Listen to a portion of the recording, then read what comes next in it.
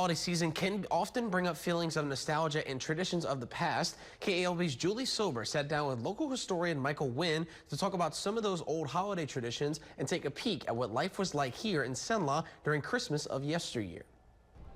Happy holidays, everyone. Today we're going to be talking with local historian Michael Wynn about the history of Christmas here in Cenla. Michael, thank you so much for joining us today. It's a pleasure to be here, and we're going to have some fun today. I'm excited. Okay, so we're going to talk about the very first reference of Christmas here in Cenla. Can you tell us about that? Yes. 203 years ago, in 1821, in the local Alexandria newspaper, which was then called the Louisiana Herald, they had a series of jokes, Christmas jokes. And some of them are a little dated, but I chose 3 of them to be representative of what Alexandria was just laughing in 1821. All right, let's hear it. Well, the first one, why is a fixed star like pen, ink, and paper? Why? Because it is stationary. Of course. Yes.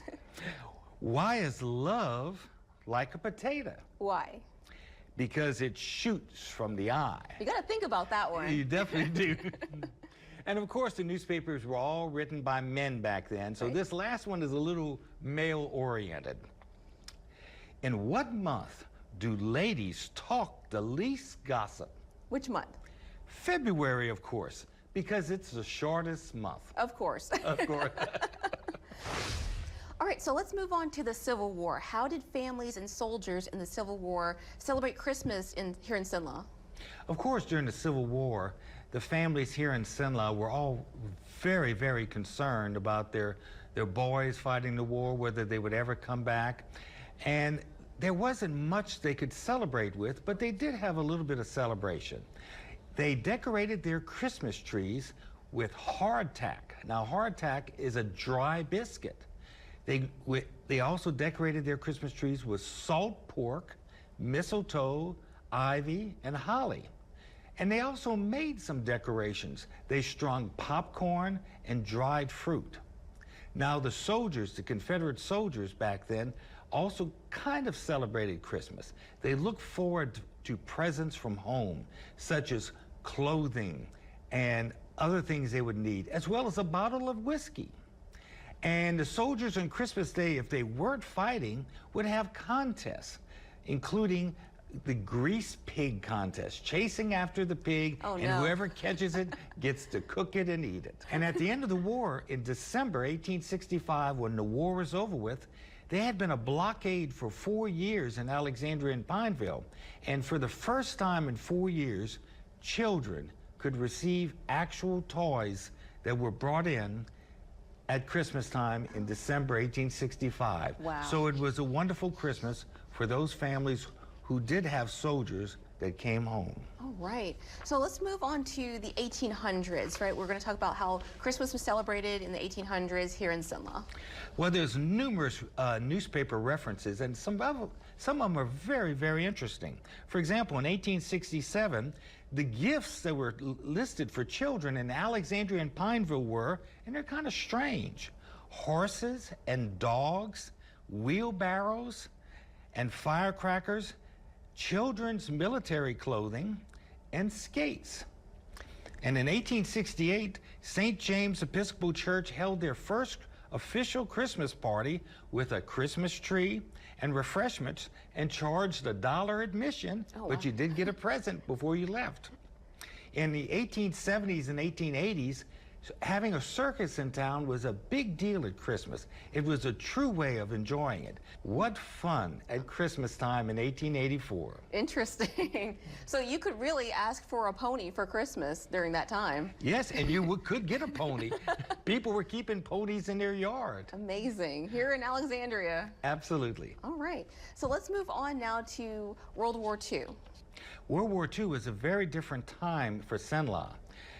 We had as much as 200,000 soldiers from around the country training here in Alexandria and Pineville, central Louisiana, for the Louisiana maneuvers from 1939 to 1942. The city was always crowded with shoppers, soldiers. But rationing had a very big impact on Christmas. Rationing, we had to cut back so we could send more things for the soldiers overseas. And pretty much everything was rationed. Sugar, butter, milk, canned goods, vegetables, fresh fruits, cheese, all this was always in short supply, even gas and tires.